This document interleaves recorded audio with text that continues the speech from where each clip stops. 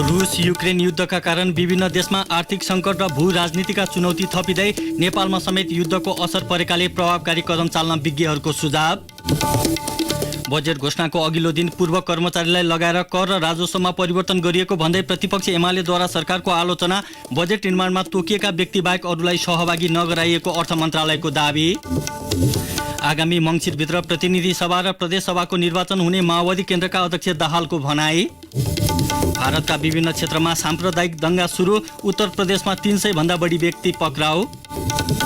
र एससीसी महिला टी20 च्याम्पियनसिपका लागि नेपाली टोली प्रशिक्षणमा व्यस्त। एसिया कपका लागि छनौट हुने कप्तान रुबिना छेत्रीको भनाई। नमस्कार, कान्तिपुर डायरीका साथमा सहकर्मी सन्तोष र म अनिल। सुरु गरौँ अहिलेसम्मका प्रमुख प्रसङ्गबाट। सुरुमा कान्तिपुर सविस्तार।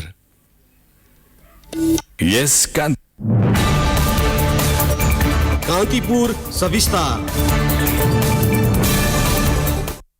रुसले युक्रेनमा गरेको आक्रमणपछि विश्वभर सुरु भएको आर्थिक समस्याको मारमा सबैभन्दा बढी विकासशील र विकासोन्मुख देशहरू परेका छन्।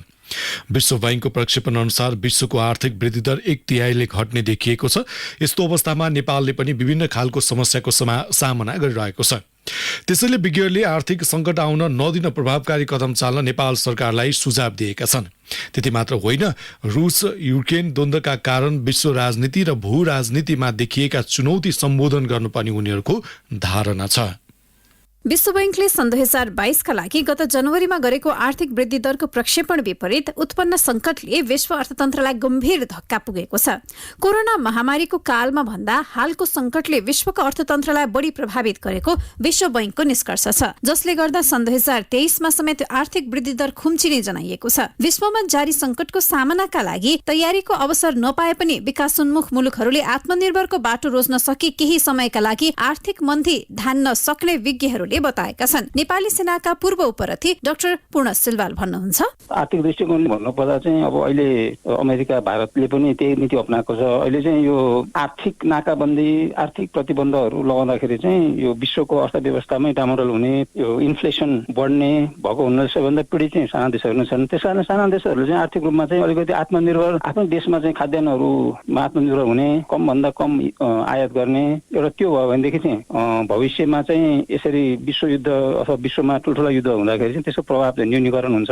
खास कुनै देशबीचको तनाव र युद्धपछि मात्र अर्थतन्त्रमा परेको चाप र दबाव अन्त्यका लागि मुलुक आफै आत्मनिर्भर हुनुपर्ने जस्ता विषयमा बहस हुने गरेका छन्। संकट उत्पन्न भइसकेपछि आत्मनिर्भर हुनुपर्ने जस्ता विषय उठाउन व्यवहारिक नहुने अर्थविद रेशम थापाको भनाइ छ। विश्वमा प्राकृतिक तथा मानवजन्य संकटबाट आउन सक्ने समस्याका लागि अब विकासोन्मुख मुलुकहरूले नीतिगत व्यवस्था गरे पनि हालका लागि यसको सामना गर्नुको विकल्प नरहेको थापाले बताउनुभयो। भविष्यका लागि तयारी गर्नुपर्ने तर्फ थापाको जोड छ। नेपाल जस्तो अर्थतन्त्र मात्रै होइन कि कुनै पनि अर्थतन्त्रले यसरी विश्व बजारमा जोडिएको हुन्छ कि म कुनै पनि अर्को अर्थतन्त्रबाट अनि इन्डिपेन्डेन्ट रहन्छु अथवा म सेल्फ सस्टेन रहन्छु भन्नै मिल्दैन कि। त्यो कारणले हामी कुनै न कुनै रूपमा त अर्को अर्थतन्त्र जोडिएको नै हुन्छौँ। सैद्धान्तिक रूपमा चाहिँ सेल्फ सस्टेन रहनुपर्छ भन्ने कुरा त पूर्व तयारी साथ रहनुपर्छ भन्ने कुरा ठिक होला। के हुनुपर्छ भन्दा चाहिँ हाम्रो जस्तो अर्थतन्त्रमा जसरी अहिले भइरहेको रसिया युक्रेनको समस्या जस्तो समस्याले आउन सक्ने मुख्य आधारहरू माध्यमहरू के हुन्छ, अर्थतन्त्रमा आउन सक्ने नकारात्मक प्रभावको आधारहरू अथवा च्यानलहरू के हुन् भन्ने कुरा हामीले निर्गोल गरेर नीतिगत रूपमा छलफल गरेर कहीँ न कहीँ हाम्रो अर्थतन्त्रलाई अलिकति डाइभर्सिफाइड तन्त्र निर्माण गर्न सकिन्छ कि भन्ने नै होला। अर्थतन्त्रसँगै युक्रेन र रुस बीचको तनावको सन्दर्भमा कतिपय साना मुलुकहरूले विदेशी सम्बन्धमा अपनाउने नीतिलाई महत्त्वका साथ हेर्न थालिएको छ। पूर्व उपरथी डाक्टर पूर्ण सिलवाल शक्ति राष्ट्रसँग सन्तुलन कायम गर्नु नै आधुनिक विश्वमा आफ्नो अस्तित्व सुरक्षित राख्ने उपाय रहेको बताउनुहुन्छ। उहाँले भन्नुभयो, 21औं शताब्दीमा एउटा ठुलो देशले चाहिँ सानो देशमा हमला गरेर सैनिक आक्रमण गरेर यसरी जमिन भूमि कब्जा गर्छ भन्ने यो साधारणतया अहिले 21औं शताब्दीको मान्छेले सोच्दै नसोचेको विषय चाहिँ त्यो उत्पन्न भएको हुनाले साना देशहरू झन् बढी सतर्क हुनुपर्ने, झन् बढी अलिकति न्युट्रालिटी असंलग्न र अलिकति आफ्नो भूमि चाहिँ अरू शक्तिशाली देशको विरुद्ध प्रयोग हुन नदिन चाहिँ अझ बढी डिटर्मिन भएर कमिटेड भएर चाहिँ लाग्नु पर्ने देखिन्छ।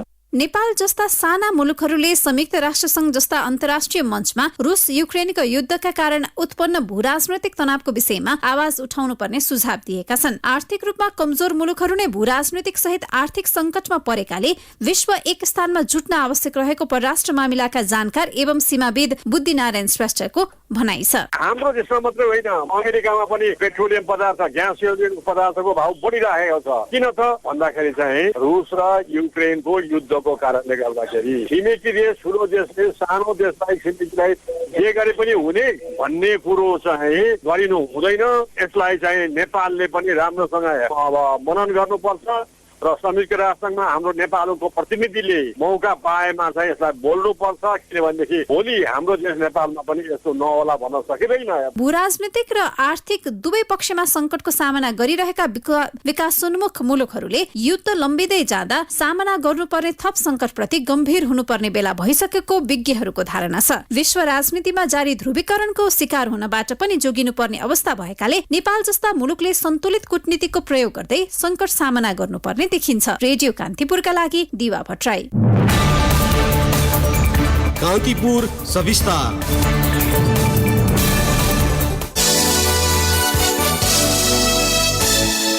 प्रमुख प्रतिपक्षी दल नेकपा एमाले अर्थ मन्त्रालयका पूर्व कर्मचारीलाई सामेल गरेर बजेट घोषणा हुने अघिल्लो दिन मध्यरातमा कर र राजस्वको दर परिवर्तन गरिएको भन्दै आपत्ति जनाएको छ। गोपनीयता भङ्ग हुने गरी अर्थमन्त्री जनार्दन शर्माले अर्थ मन्त्रालयका उच्च अधिकारीलाई व्यवस्था गर्दै पूर्व कर्मचारीलाई सहभागी गराएर करका दरहरू परिवर्तन गराएको एमाले आरोप लगाएको हो। प्रतिनिधि सभाको आजको बैठकमा विशेष समय लिएर बोल्दै एमालेका सांसद योगेश भट्टराईले अमुक व्यक्तिलाई करको दायरा परिवर्तनको जिम्मा दिएको भन्दै आपत्ति जनाउनुभयो। मध्यरातको 12 बजे कुनै अमुक व्यक्तिलाई अर्थमन्त्रीज्यूले आफ्नो कार्यकक्षमा बोलाउनु भयो र कार्यकक्षमा भएका अर्थ मन्त्रालयका सचिव, राजस्व सचिव, बजेट शाखाका प्रमुख लगायतका उच्च पदस्थ कर्मचारीहरूको बीचमा उहाँलाई चिनाउनु भयो र उहाँले भन्नुभयो अर्थमन्त्रीजीले उहाँ मेरो प्रतिनिधि हो र उहाँले भन्सारका दरमा, राजस्वका दरमा, करका दरमा केही हेरफेर गर्नु हुन्छ मेरो तर्फबाट भन्ने कुरा उहाँले गर्नुभयो र त्यहाँका उच्च पदस्थ कर्मचारीले मान्दै थिएनन्। तर जबरजस्ती अर्थमन्त्रीको निर्देशनमा मध्यरातमा यी तमाम वस्तुहरूमा राजस्व र भन्सारका दरहरू तलमाथि गरेर के गर्न खोजिएको, हामी यो गम्भीरताका साथ प्रश्न उठाउन चाहन्छौँ सभामुख महोदय। कर, भन्सार र राजस्वको दर परिवर्तन कसरी गरिएको भन्ने बारे अर्थमन्त्रीले संसदलाई जानकारी गराउनु पर्ने माग एमाले अघि सारेको छ। करको विषयमा गोपनीयता कायम राख्न नसक्नु देश हित विपरीत भएको सांसद भट्टराईले टिप्पणी गर्नुभयो। पदमा रहँदा अथवा नरहँदा राज्यका कुनै पनि गोपनीयताहरू भङ्ग गरिँदैन। त्यसमा पनि बजेट निर्माणको हाम्रो एउटा प्रक्रिया छ सभामुख महोदय। बजेट निर्माणको झन्डै 1 महिना अगाडिदेखि बजेट शाखामा र अर्थ मन्त्रालयमा कुनै पनि मानिसहरूलाई प्रवेश दिइँदैन, मान्य सदस्यहरूलाई पनि प्रवेश दिइँदैन।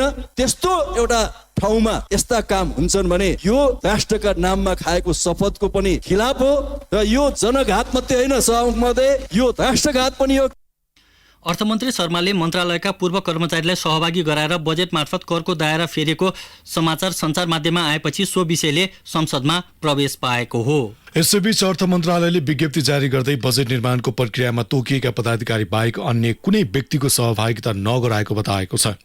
करका दर परिवर्तनका लागि मन्त्रालयको अधिकारीहरूको परिधिभित्र रहेर विभिन्न विज्ञहरूको राय सुझाव लिने प्रचलित अभ्यास भएको भन्दै मन्त्रालयले अर्थमन्त्रीबारे भ्रम सिर्जना हुने गरी समाचार प्रकाशित भएको दावी समेत गरेको हो। बजेट र यसका कार्यक्रम प्रभावकारी कार्यान्वयन गर्दै आर्थिक विकासलाई गति दिनुपर्ने अवस्थामा भ्रमपूर्ण समाचार प्रकाशित भएको अर्थ मन्त्रालयको विज्ञप्तिमा दावी गरिएको छ।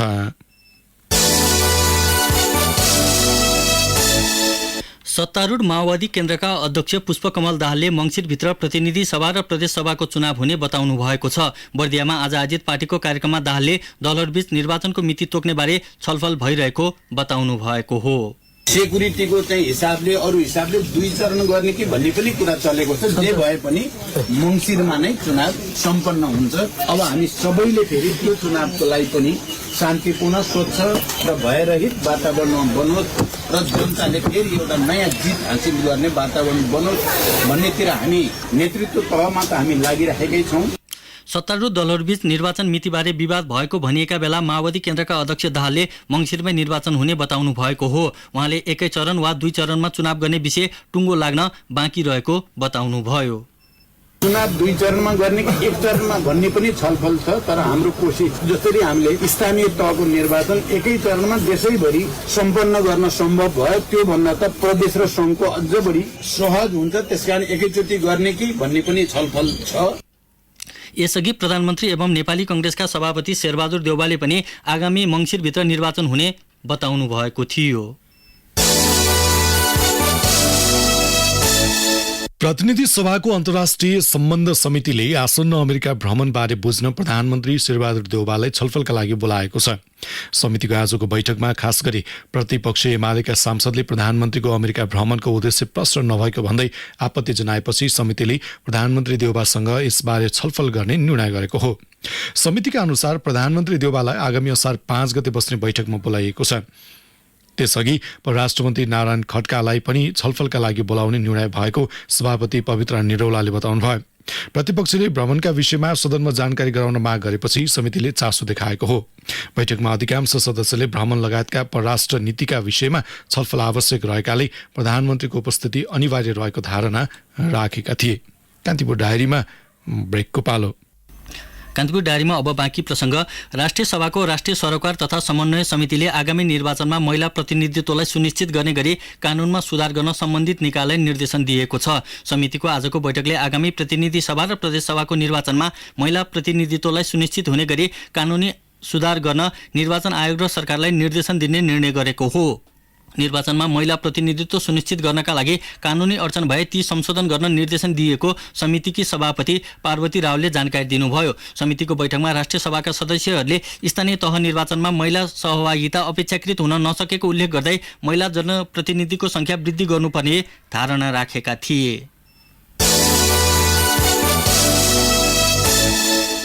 विपदबाट हुने जोखिम कम गर्न सरकारले विपदको पूर्व तयारी तथा प्रतिकार राष्ट्रिय कार्ययोजना स्वीकृत गरेको छ। गृहमन्त्री बालकृष्ण खानको अध्यक्षतामा बसेको राष्ट्रिय विपद जोखिम न्यूनीकरण तथा व्यवस्थापन कार्य समितिको बैठकले कार्ययोजना स्वीकृत गरेको हो। गृह मन्त्रालय अन्तर्गतको राष्ट्रिय विपद जोखिम न्यूनीकरण तथा व्यवस्थापन प्राधिकरणले मनसुन पूर्व तयारी तथा प्रतिकार कार्ययोजना तयार पारेको थियो। कार्ययोजनामा आपतकालीन समस्याको प्रतिकारका लागि पूर्व तयारी, उद्धार तथा खोजका लागि स्रोत पहिचान र परिचालन लगायतका विषय उल्लेख गरिएको प्राधिकरणले जनाएको छ। गण्डकी प्रदेश सरकारको नीति तथा कार्यक्रम बहुमतले पारित भएको छ। आज बसेको गण्डकी प्रदेश सभाको बैठकमा आगामी आर्थिक वर्षको नीति तथा कार्यक्रम बहुमतले पारित भएको हाम्रा सहकर्मीले जनाएका छन्। प्रदेश प्रमुख पृथ्वीमान गुरुङले जेठ 24 गते संसदमा नीति तथा कार्यक्रम पेश गर्नुभएको थियो। नीति तथा कार्यक्रममाथि उठेका प्रश्नको मुख्यमन्त्री कृष्णचन्द्र नेपालीले जवाफ दिएपछि बहुमत सांसदले समर्थन जनाएका थिए। प्रतिपक्षी दल एमालेका सांसदहरूले भने नीति तथा कार्यक्रममा पुरानै योजना र साना टुक्रे कार्यक्रम ल्याइएको भन्दै असन्तुष्टि जनाएका थिए। सत्तापक्षले भने सबै वर्गलाई छुने नीति तथा कार्यक्रम आएको भन्दै प्रदेश सरकारको बचाउ गरेका छन्। कैलालीको गेटामा निर्माणाधीन गेटा मेडिकल कलेजलाई राष्ट्रिय चिकित्सा विश्वविद्यालय बनाउन माग गर्दै सुदूरपश्चिम प्रदेशका सांसदहरू र सामाजिक अभियन्ताले प्रधानमन्त्री शेरबहादुर देउवालाई ज्ञापन पत्र बुझाएका छन्। उनीहरूले विकास निर्माणको दृष्टिकोणबाट पछि पारिएको सुदूरपश्चिम प्रदेशमा अहिलेसम्म स्वास्थ्य क्षेत्रतर्फ भरपर्दो आधार निर्माण हुन नसकेको भन्दै विश्वविद्यालयका लागि पहल गर्न माग गरेका हुन्। कैलालीमा निर्माणाधीन गेटा मेडिकल कलेजको काम निकै ढिलो भएकाले त्यसलाई समयमै सम्पन्न गराउन समेत सरकारको ध्यानकर्षण गराएको सामाजिक अभियन्ता अभय राज जोशीले बताउनुभयो।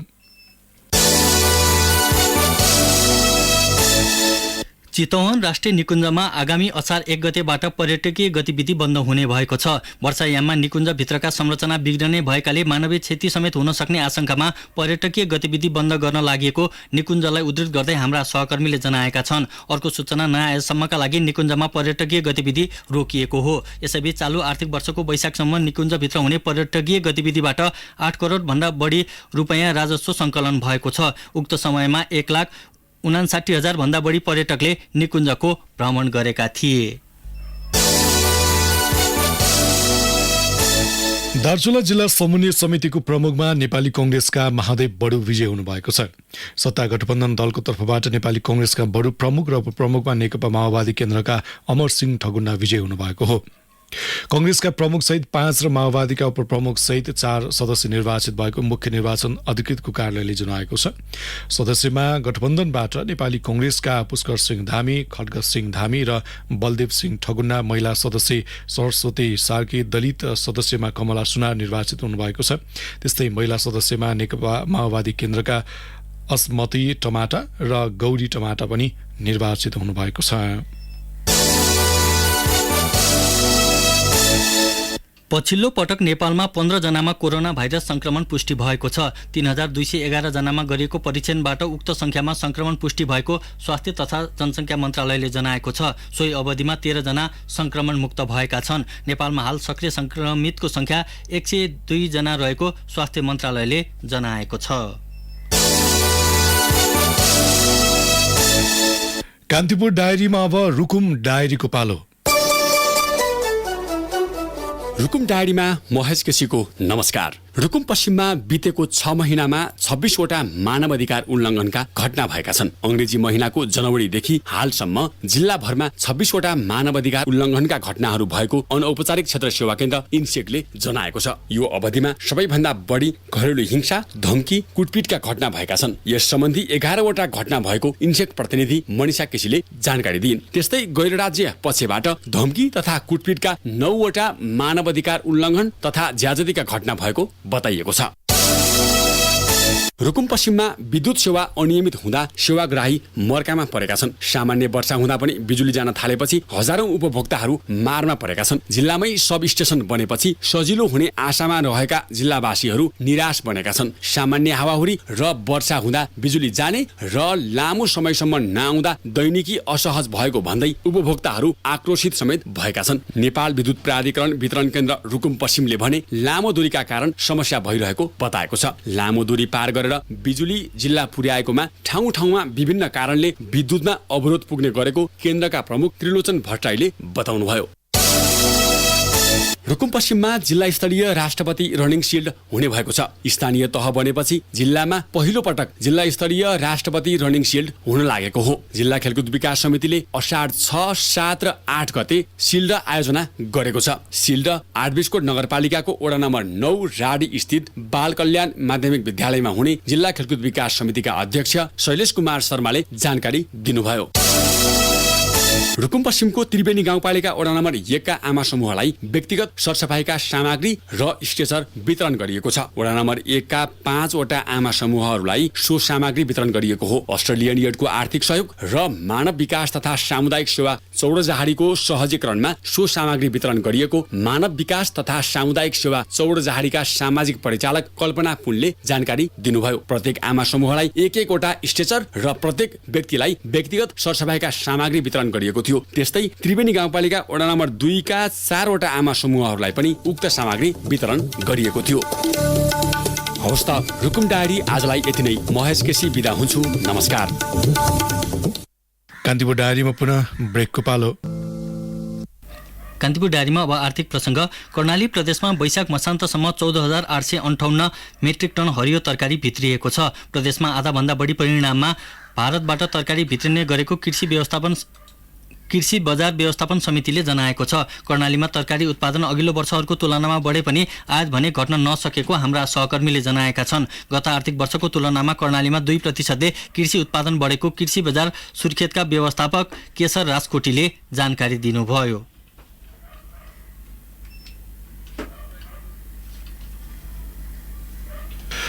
सहकारीहरूको नियमनको जिम्मेवारी तत्काल राष्ट्र बैंकलाई दिनुपर्ने विज्ञहरूले बताएका छन्। सहकारीको नियमन गर्ने व्यवस्था गर्न राष्ट्र बैंक ऐन संशोधनका लागि संसदमा पुगेकाले तत्काल त्यसलाई अघि बढाउनु पर्ने उनीहरूको भनाइ छ।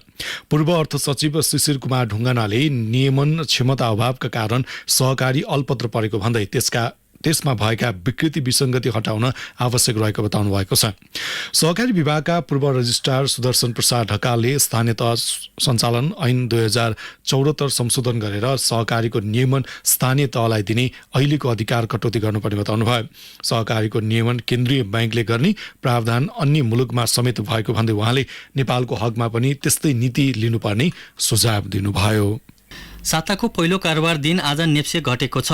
गत हप्ता अन्तिम कारोबार दिन 14 अङ्कले घटेको बजार आज 15.82 अङ्कले घटेर 2032.34 बिन्दुमा पुगेको छ। त्यस्तै ठूला कम्पनीहरूको मापन गर्ने सेन्सिटिभ परिसूचक 2.27 अङ्कले घटेर 389.98 बिन्दुमा पुगेको छ।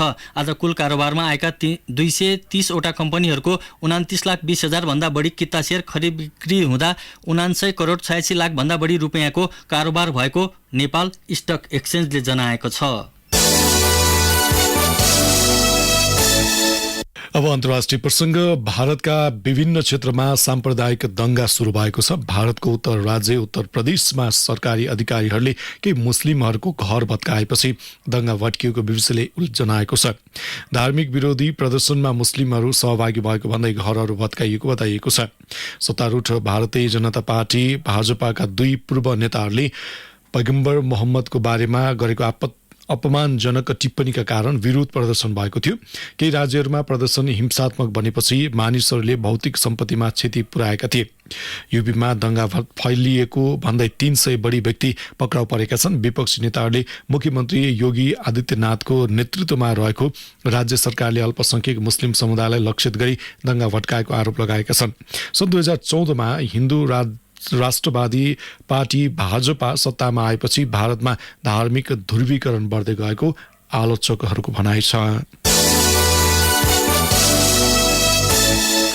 एमनको प्रेसिडेन्सियल लिडरसिप काउन्सिलका अध्यक्षले एमनलाई सहयोग गर्नका लागि सबै क्षेत्रीय संगठनहरूलाई आग्रह गर्नुभएको छ। काउन्सिलका अध्यक्ष रसद अल अलिमीले हाल एमनमा जारी रहेको शान्ति वार्तामा सहयोग गरी शान्ति स्थापनाको क्षेत्रमा सहयोग गर्न आग्रह गर्नुभएको हो। उहाँले अरब क्षेत्रका क्षेत्रीय संगठनहरू, अरब लीग, गल्फ कर्पोरेसन लगायतलाई एमनका नागरिकको चाहना बमोजिम शान्ति स्थापना गरेर राजनीतिक स्थायित्व दिने काममा सहयोग गर्न आग्रह गर्नुभएको हो। अब खेल प्रसङ्ग। मलेसियामा यसै साता सुरु हुने एसीसी महिला T20 च्याम्पियनसिपमा सहभागी हुने नेपाली टोलीको प्रशिक्षणमा व्यस्त भएको छ। अक्टोबरमा हुने एसिया कपका लागि छनौटको रूपमा रहेको च्याम्पियनसिपका लागि खेलाडीहरू अहिले बन्द प्रशिक्षणमा छन्। यसै क्रममा नेपाली टोलीकी कप्तान रुबिना छेत्रीले च्याम्पियनसिपमा सफल हुँदै एसिया कपका लागि छनौट हुने बताएकी छन्। कीर्तिपुर क्रिकेट मैदानमा सञ्चारकर्मीसँग कुरा गर्दै प्रतियोगिता आफूहरूका लागि महत्त्वपूर्ण भएकाले यसै अनुरूप तयारी भइरहेको बताएकी छन्। च्याम्पियनसिप आगामी शुक्रबार मलेसियामा सुरु हुँदैछ। नेपाल, हङकङ, कुवेत, भुटान र बहराइनसँग समूह बीमा रहेको छ। फाइनल पुग्ने 2 टोलीले एसिया कप खेल्न पाउने प्रावधान छ। नेपालले पहिलो खेलमा आगामी असार 3 गते भुटान विरुद्ध प्रतिस्पर्धा गर्नेछ। यसैबीच च्याम्पियनसिपका लागि 15 सदस्यीय टोलीको घोषणा गरिएको छ। रुबिना छेत्रीको कप्तानीमा नेपाल क्रिकेट संघले इन्दु वर्मालाई उपकप्तानको जिम्मेवारी सहित टोली चयन गरेको हो। टोलीमा सीता राणा मगर, ज्योति पाण्डे, कविता कुवर, अस्मिना कर्मचारी, कविता जोशी, ममता चौधरी र मनिषा उपाध्याय परेका छन्। त्यस्तै टोलीमा डल्ली भट्ट, बिन्दु रावल, सङ्गीता राई, अप्सरी बेगम, काजल श्रेष्ठ र शबनम राई समेत परेको क्रिकेट संघले जनाएको छ। यसैबीच हामीलाई भर्खरै प्राप्त घरेलु खेलकुदको एउटा प्रसङ्गमा घरेलु टोली विजय युथ क्लब हेटौँडालाई पराजित गर्दै विभागीय टोली त्रिभुवन आर्मी क्लबले 4औं स्थानीय तह शहीद स्मृति अन्तर्राष्ट्रिय मकवानपुर गोल्ड कप फुटबल प्रतियोगिताको उपाधि जितेको छ। फाइनलमा आज विजय युथलाई 2-1ले पराजित गर्दै आर्मी लगातार दोस्रो पटक च्याम्पियन बन्न सफल भएको हो। आर्मीलाई च्याम्पियन बनाउन कप्तान भरत खवास र कमल बहादुर थापाले गोल गरेका थिए। घरेलु टोली विजय युथका डोना थापाले पेनाल्टी मार्फत 1 गोल फर्काएका थिए। उपाधिसँगै आर्मीले 15 लाख रुपियाँ र सिल्ड हात पारेको छ। दोस्रो भएको विजय युथले 10 लाख रुपियाँमा चित्त बुझाएको छ। मकवानपुर जिल्ला फुटबल सङ्घको आयोजनामा भएको प्रतियोगितामा 12 टोलीको सहभागिता रहेको थियो। जाँदा जाँदै मुख्य समाचार फेरि एकपटक। रुस युक्रेन युद्धका कारण विभिन्न देशमा आर्थिक सङ्कट र भू राजनीतिका चुनौती थपिँदै नेपालमा समेत युद्धको असर परेकाले प्रभावकारी कदम चाल्न विज्ञहरूको सुझाव। बजेट घोषणाको अघिल्लो दिन पूर्व कर्मचारीलाई लगाएर कर र राजस्वमा परिवर्तन गरिएको भन्दै प्रतिपक्षी एमालेद्वारा सरकारको आलोचना। बजेट निर्माणमा तोकिएका व्यक्तिबाहेक अरूलाई सहभागी नगराइएको अर्थ मन्त्रालयको दाबी। आगामी मङ्सिरभित्र प्रतिनिधि सभा र प्रदेशसभाको निर्वाचन हुने माओवादी केन्द्रका अध्यक्ष दाहालको भनाई। भारतका विभिन्न क्षेत्रमा साम्प्रदायिक दंगा सुरु, उत्तर प्रदेशमा 300 भन्दा बढी व्यक्ति पक्राउ। र एसएससी महिला T20 च्याम्पियनसिपका लागि नेपाली टोली प्रशिक्षणमा व्यस्त, एसिया कपका लागि छनौट हुने कप्तान रुबिना छेत्रीको भनाई। अवस्थ राति 8 बजे अर्को बुलेटिनका साथमा आउने नै छौँ। तबसम्मका लागि सहकर्मी सन्तोष र म अनिल आज्ञा माग्छौँ। नमस्ते।